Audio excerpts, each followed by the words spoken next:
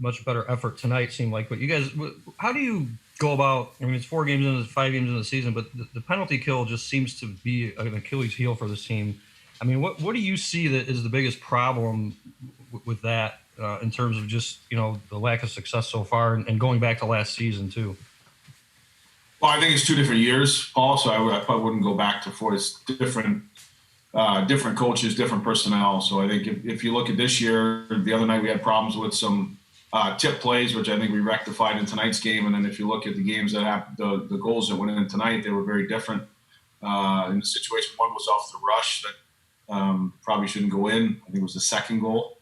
The third goal was a shot. There was 5 seconds left. Pavelski's down the goal line.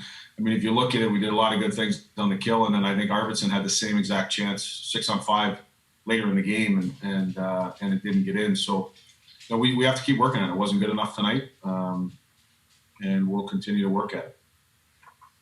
Robbie Stanley?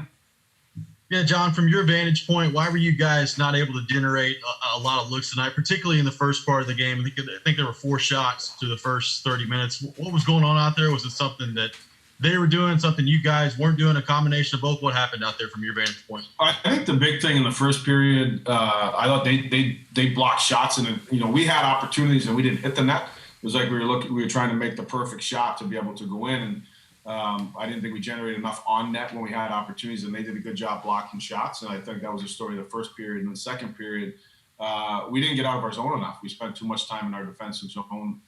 Dallas did a good job forechecking, and they were on pucks and didn't give us a lot of time and space. But I thought in the second period, our breakouts and even our decisions when we did get out of the zone, coming through the neutral zone, we turned some pucks over, and particularly in the second period, if you do that, you're going to get half iced because of the line change. So we needed to make sure we had to do a better job in the second, in those 2 situations.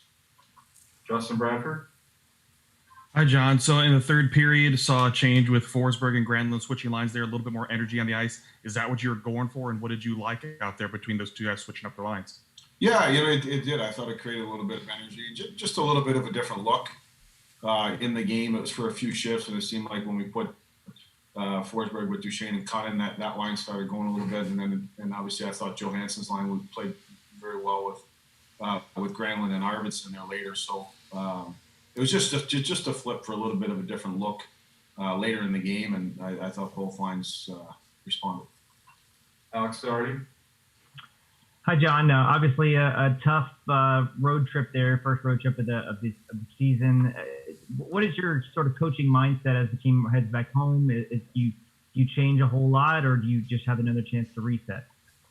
Well, I think there's certain things we have to get better at. I mean, our special teams, again, it's a difference in the game, so that has to be a focus coming in, and then I think you just have to evaluate certain parts of our game, and you go back through the video and look at what it is, and then I think the other one is just player impact. What players are or are not making impacts in the game.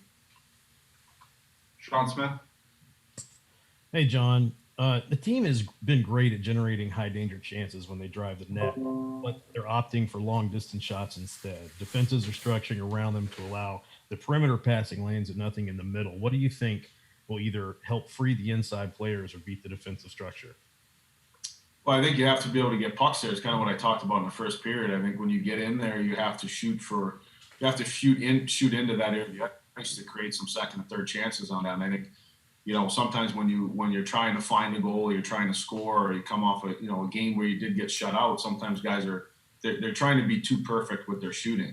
And I think that's where you have to understand that lots of times you have to shoot to create. If you're in the outer area of the ice, you have to shoot to create in the inside area of the ice. And that's something that I thought we did a little bit better job later in the game.